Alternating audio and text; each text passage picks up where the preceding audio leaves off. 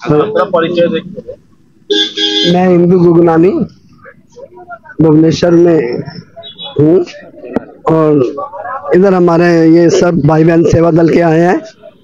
स्वच्छ जल स्वच्छ मन हमारे माता जी बोलते हैं। ये हमारा जो मन है हमेशा स्वच्छ रहना चाहिए, किसी के प्रति कोई बुरी भावना नहीं रखनी चाहिए। हम नहीं रखेंगे, जैसे एक जल का उदाहरण दिया, जैसे जल के अंदर भी गंदा हो अच्छा नहीं लगता, बाहर भी गंदा हो, उसके बाहर जैसे पोखरी का हम देखा है बहुत गंदा हो गए, तो वो हमें स्वच्छ जल कर देना चाहिए ताकि आसपास के लोगों को एक सबक मिले, अच्छी तरह वो पानी यूज कर सके। इस पानी को अपना कपड़ा धोने या नहाने के लिए उनके काम आएगा। अभी ऐसे गंदा पड़ा हुआ तो किसी का काम नहीं है। तो हमारा ये कर्तव्य बनता है निरंकारी मिशन का, हम सेवा दल में हैं तो सेवा का ये सब ऐसे ही पूरा करें। अभी हमारा पूरा इंडिया में 1600 जगह में हो रहा है स्वच्छ जल स्वच्छ मन। इसका अमृत जल, अमृत प्रोजेक्ट नाम दिया है। तो जैसे अमृत जल होते हैं, जल को क्या हम गंगा जी का भी लेते हैं हाथ में, वो भी एक मुंह में लगाते हैं भी अमृत ले रहे हैं, तो ये भी ऐसा ही जल बना दें हम, ताकि इसको लोग अमृत की तरह लें। हमारे अंदर देखे भी हम अपना कोई कलुष किसी के लिए बुरी बात तो नहीं है, तो वही हम लोगों के लिए सोचे हैं। सब हमारे भाई बहन हैं, कोई अलगा नहीं है हमारा, सब मानव जाति एक ही समान है। उड़िया हो भाई हो, पंजाबी हो भाई हो, बिहारी बंगाली हमारे में सब है, कोई जाति पाति का अभिमान नहीं है किसी को। हमें बचपन से है, मेरे पिताजी बचपन से हम निरंकारी मिशन में ही पैदा हुए हैं, निरंकारी मिशन में ही हमारा शुरू से हम 4-5 साल से ये काम में लगे हुए हैं। आज्ञा नमस्कार, मु सर्वेश्वर बेहेरा आम शांति निरंकारी मिशन रो संचालक दायित्व अच्छी 390 यूनिट भुवनेश्वर ब्रांच रो संचालक दायित्व अच्छी। आज आमर सफाई व्यवस्था निरंकारी शांति निरंकारी मिशन बा निरंकारी चैरिटेबल फाउंडेशन तरफ जो करा जाउची एकाकालीन भाव में ऑल ओवर इंडिया रे पाखापाखि 1600 रु अधिक स्थान रे at a time same time रे ही प्रोग्राम चालू अच्छी। आउ तार प्रोजेक्ट ना दिया प्रोजेक्ट अमृत, आ जोटा कि अमृत माने आमर जल सफाई उपरे अभियान रही। आउ ये गोटे सचेतन सृष्टि करिया जेमति कि हमर जल ही जीवन जेमति हम जानिचंती, जल को जदि हम अपरिष्कार करिया ताले सब जिंस बिगड़ी जीवो। सेति स्वच्छ जल स्वच्छ मन माने गंदगी बाहर हो या भीतर हो दीटा को क्षतिकारक। सेति हम जो पदक्षेप निया जाय निरंकारी मिशन बा निरंकारी चैरिटेबल फाउंडेशन तरफ आज एठी हमर गोहिरा छक बा हमर जो बड़ रघुनाथपुर पोखरी सफाई पई हम आछुंदी एकत्रित होइचंदी पाखापाखि 100 डेवोटीज बा हमर सेवा दल स्वयंसेवक हम एठी एकाठी होइचंदी, जोटा कि हम टार्गेट रखिजु पोखरी रो फ्रंट पूरा ई पोखरी पूरा अनयूज टाइप रही कि अछि अपरिष्कार हेछि ताको हम पूरा परिष्कार करिकि जेमति यूज टाइप रो हम आनी परिबु। आउ सेति पे हम प्रयास रहिबो। करिबार उद्देश्य आज्ञा सचेतनता सृष्टि करिबा, जोटा कि हमर प्रत्येक नागरिकर कर्तव्य होछि समाज को सफा माने परिष्कार परिच्छन्न रखिया पई। आउ सेति पई आमे गोटे थर करि देले जे सब दिन पई सफा हे गेला सेटा नु, आमे केवल निजे आज करिवा सहित आमे आह्वान दबु जे समस्त याको आगे आसे जेमति पूरा परिष्कार परिच्छन्न सब बेले रही परिबो, आ जोटा कि समस्तंकर ही मंगल हबो, समस्तंकर उपकार लागि परिबो। पानी युवपीढ़ी की वार्ता होचे या जे आज का डेट रे युवक माने होचंती ही आगामी माने वर्तमान एवं भविष्यत ही माने मूल मेरुदंड कहले चले। आउ जदि आज का युवपीढ़ी सचेतन हो जिवे ताले समाज रो कल्याण ही हो जिवो। आउ सबुठी मूल रे सबु जिंस रो अछि परिष्कार परिच्छन्न रो निहाती जड़ित अछि। जदि मन निर्मल रहिबो आ जल निर्मल रहिबो परिवेश निर्मल रहिबो ताले सबु किछि हमरो माने सब किछि भलो ही हे परिबो। 29 वर्ष है ये निरंकारी मिशन में मु मेंबर हिसाब से अच्छी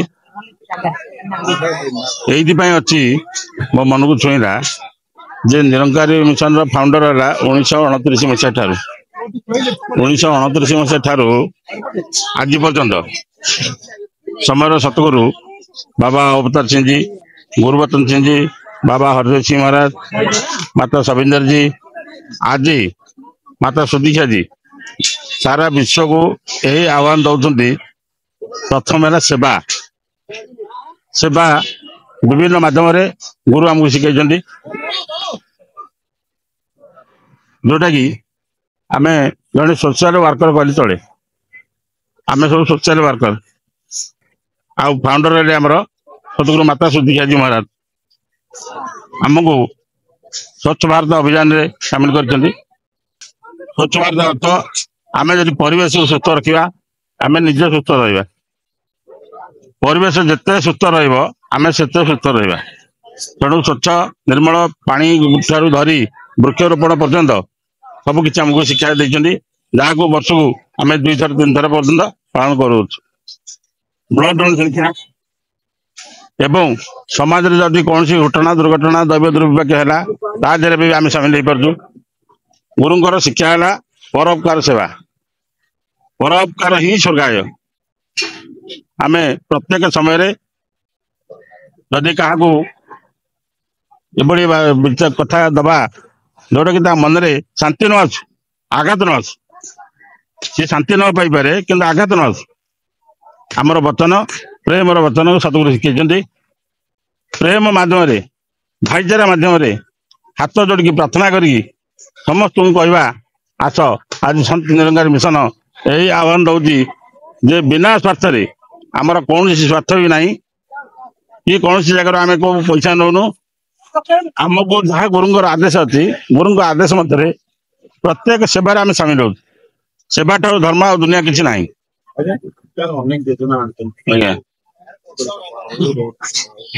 ହଁ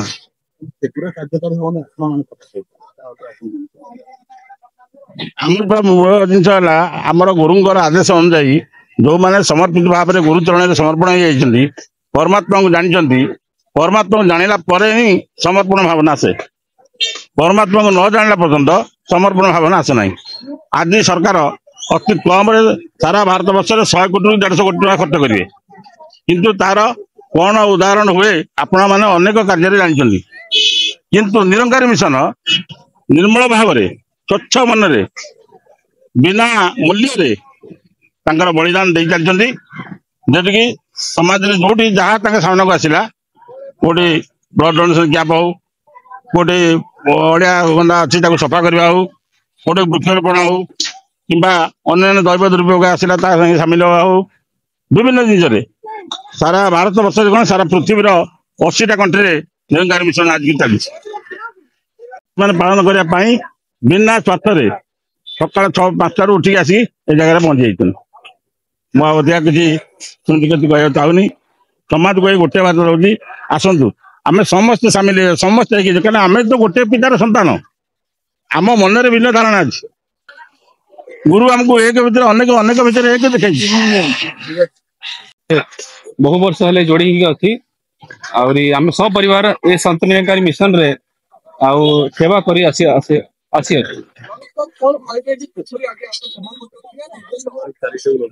एटा एटा होची आगा Sant Nirankari mission charitable foundation बुझिले तो और काम ही होची सत्संग माने मिशन रे सेवा करिवा।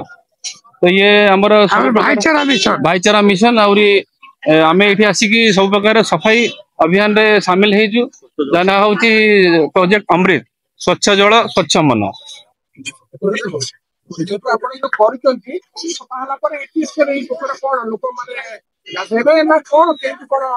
आमर उद्देश्य होची आको स्वच्छ करिकी पूरा क्लीन करिवा, जेहेतु भविष्य रे एई जगहटा संपूर्ण भाव लोकंकर कार्य लागि परिबो। लोक एठी आसी की तांकर निजर नित्य दिन कार्य एठी पोखरी रे करि परिबे।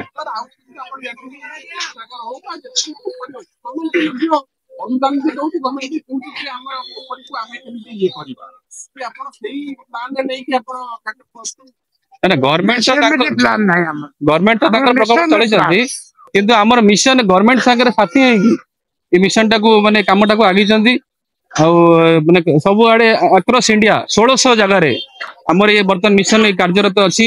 आज का डेट पर्टिकुलर सब आड़े यही स्वच्छ जल स्वच्छ मन कार्यक्रम प्रोजेक्ट अमृत चली अछि।